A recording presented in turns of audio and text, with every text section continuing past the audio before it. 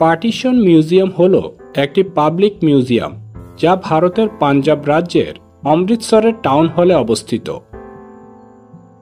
জাদুঘরটির লক্ষ্য হল দেশভাগ পরবর্তী দাঙ্গার সাথে সম্পর্কিত গল্প, উপকরণ এবং নথির কেন্দ্রীয় ভাণ্ডারে পরিণত করা। জাদুঘরটি উপনিবেশিক বিরোধী আন্দোলন, জালিয়ানওয়ালাবাগ হত্যাকাণ্ড, কোমাগাটা মারুর ঘটনা, অল ইন্ডিয়া মুসলিম লীগ এবং ভারতীয় জাতীয় কংগ্রেসের স্থিতিস্থাপকতা ও পুনরুদ্ধারের যাত্রার ইতিহাসের উপর আলোকপাত করে।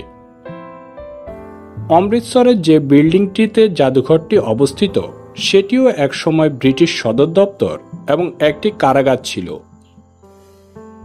জাদুঘরটি 25শে আগস্ট 2017 সালে উদ্বোধন করা হয়েছিল। জাদুঘরটি 14টি গ্যালারিতে বিভক্ত।